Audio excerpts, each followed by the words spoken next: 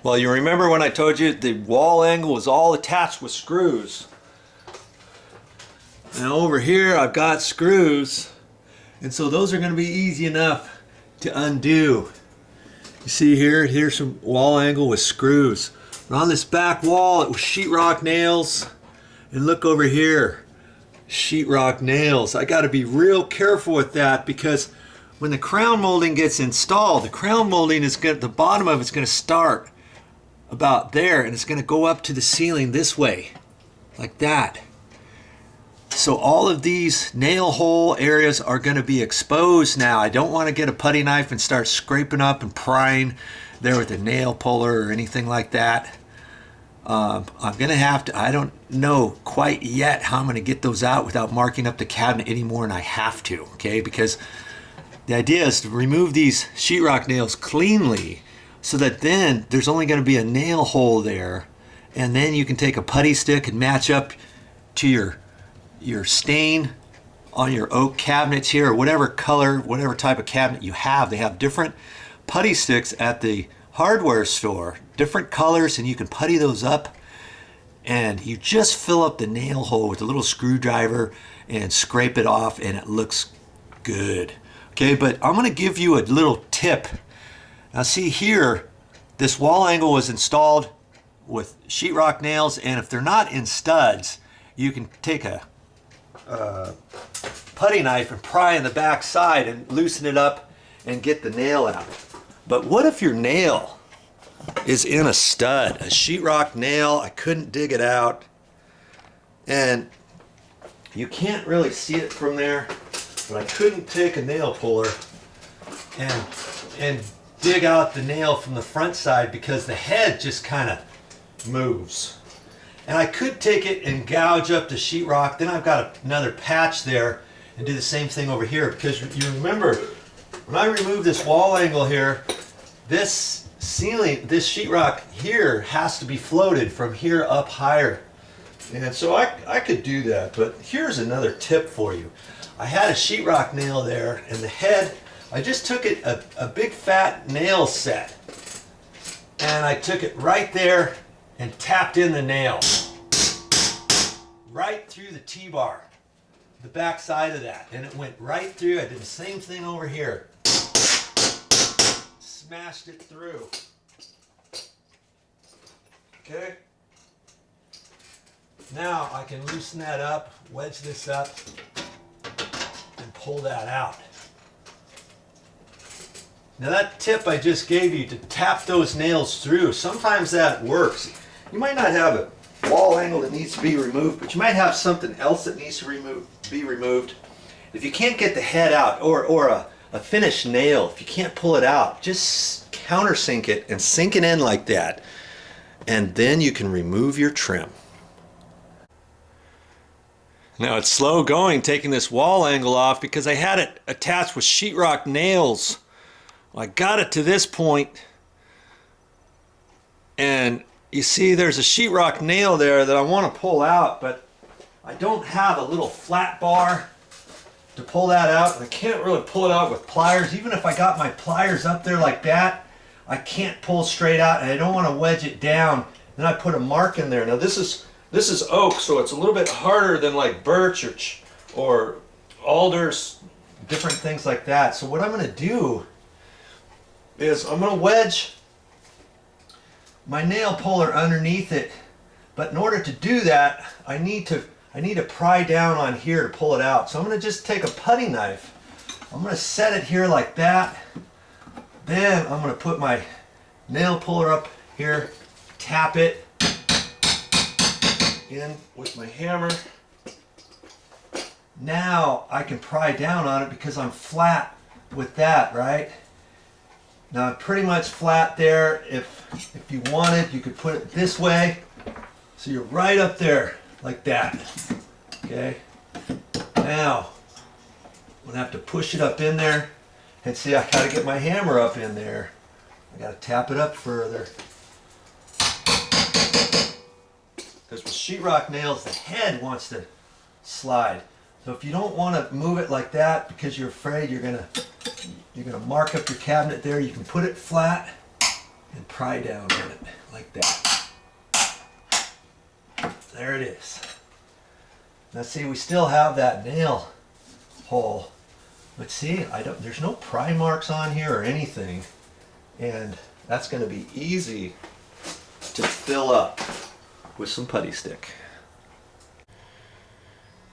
Now here's some other nails, and they're not out as far. I can't get my cat's paw underneath that. So you see, I've already put a few marks in there. It couldn't be helped, but they're small enough. These little marks here from my putty knife, trying to get up underneath there to get that wall angle out. I can't pry that out. So what to do with that? Well, if you had a really small, thin, flat bar, you might be able to put it up in there, do the same thing as before. I don't have that, so what I'm going to do, I'm going to take a sheetrock or a hacksaw blade. I'm just going to take it in there and try to cut the head off. Okay?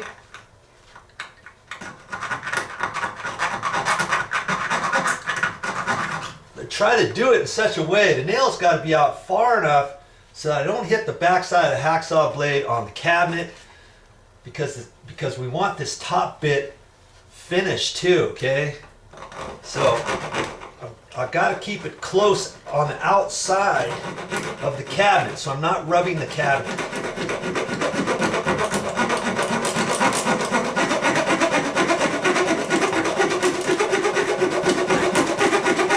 Yeah, you can cut these off with a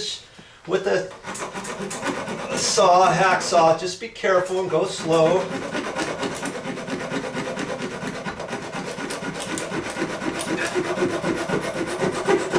There. Okay. And I can pull that off like that. And I've got just the head, or just now it looks like just a finish nail, doesn't it? Right? So now I can take, I had a nail set, I can set that in. I've got kind of a big nail set. We're just going to set it right there and tap it in. Just like that. Now I can fill up, put a little putty stick over that. If you have some little marks on oak, you know how to clean those up? You can put some oil on there, just some motor oil if you want, depending.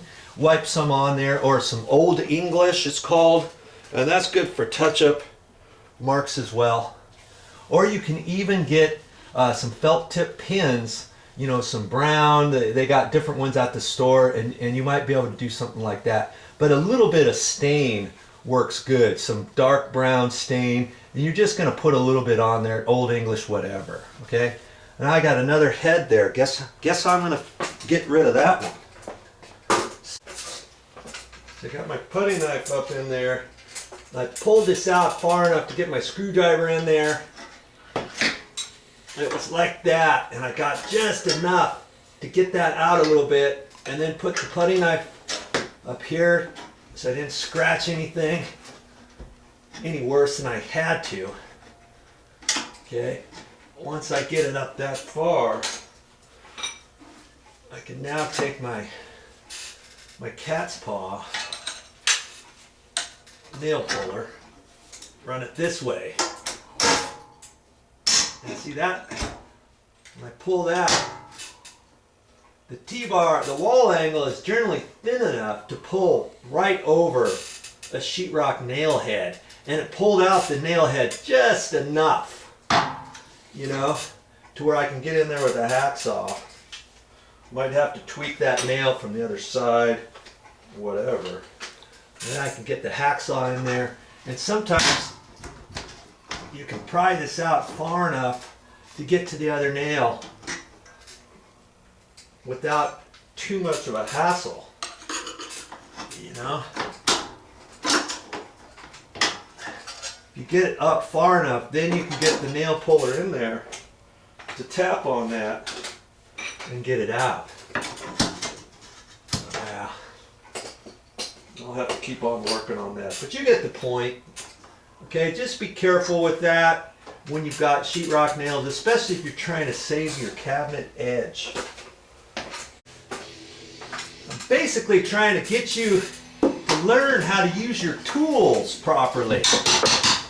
You know, when you don't want to mess something up, especially like if that was a sheetrock wall and you don't want to pry into it, then take your putty knife, run that behind there, and then you can use that as a pry without gouging in or poking a hole right through your wall or something. Okay? There's a tip for you. Now this one's, the head's almost out far enough. Tap that in. Instead of prying on there, always remember to put something underneath it. Here's my putty knife. Got it wedged underneath there so I can pry now on that. Okay, move that back right there, and there it is. Know when to be a bull in a china shop and know when not.